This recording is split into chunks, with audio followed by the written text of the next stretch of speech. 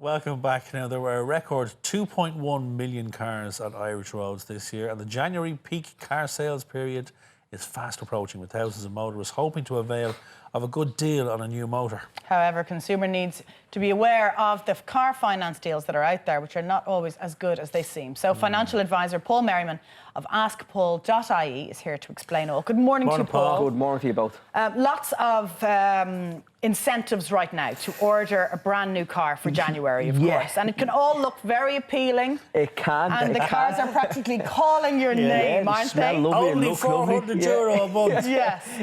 But there are a number of considerations. Yeah, there's a lot of consideration. I think in December as well, it's been a bad year for new car sales. It's down about 4.4% on 2017 figures. And up on imports, Paul. Massively up on imports. UK imports are up about 9% a year. It's over 9% so far this year, which is massive. But that's due to the sterling. Sterling's dropped by 30% because of Brexit. I also think as well that consumer confidence is being down since the lowest point since 2010. So I think people that might have splurged on new car market. No, overall consumer confidence is down to the same level as 2010. And that's to do with a load of different things. The homeless crisis in the papers, just the normal sentiment is down, I suppose. So yeah, look, when sentiment comes down, people start to be wary of what they're buying, and the cars have slowed down, the new car sales have slowed down. So what you're going to see in December is a lot of advertising from the car manufacturers to try and shift the cars come January. I'm not exactly anti buying a new car, but we wouldn't be mad about borrowing massive amounts of money to buy that new car. And if you are going to buy the new car, you have to really consider through finance. You have to consider what the finance options are. And there are options in terms of the types of car finance you can get. There's a car loan, HP, or PCP. And then so you PCP. Explain HP. Yeah, so HP is a particular hire purchase that's been around for years. You have a balloon payment at the end, and you own the car at the end of the term. A car loan is probably the best one, I think, because you own the car up front. The big one that are in the forecourt at the moment is PCP. So that's when you're attracted. If you drive by any forecourt, drive this car from, say, €300, €400, whatever it is. And what PCP, for me, what they disguised in PCP is the balloon payment comes after generally 3 years. And there's a lot of terms and conditions with a PCP. So I'm not a massive fan of PCP contracts. Well, PCP has come in for a lot of flack during the year. I mean, we've read a lot of headlines around the negative stories attached to it. Sorry, just to say as well, to try and give it a positive side on PCP. If there is a benefit to it. There is a benefit to it, that you do get a new car every 3 years. The repayments are quite low because you only finance kind of the value of the car over those 3 years.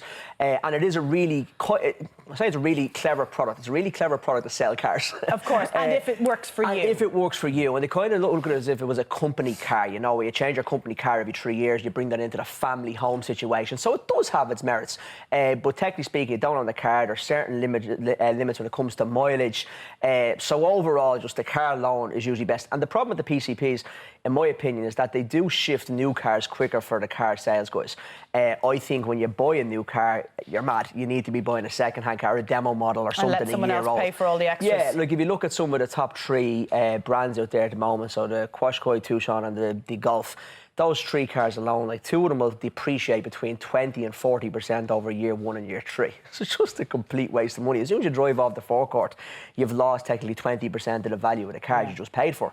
When you can get a 181 in 19 or you get a 171 for much better value. And most of the warranties still stay on these cars as well past year 1 and past 2. So the warranties pass down onto the second hand buyer. Is it just a case like everything else of just shopping around in terms of not massive just for the car, but for the deal, especially when it comes, if you are looking at the finance, the one thing I would say about PCP is some of the big manufacturers have got really good, like 0% interest on the PCP deals, which do make them more attractive. If you're going the car loan rate, they really, from shopping around here, they go from 6.3% up to 10.5%. Wow. So if you're borrowing 20k, the kind of figures there, it's going to cost you €1,400 more on interest for the 10% one. So again, shopping around is that's over 3 years. So it's a significant amount of money to be wasting when you can get it cheaper. And if the garage is offering you a certain APR, it's always in your interest to check with your own bank, isn't it? Yeah, see well, 100%. Shop with your own bank and other banks and go online and shop around for the interest rate. The other one we're talking about interest rates is the forecourts that say, have you got bad credit? Look, I know there's people out there from the recession, they have got bad credit. It shouldn't be something you have to carry around with you forever. It's a pity the way that the ICB works in Ireland.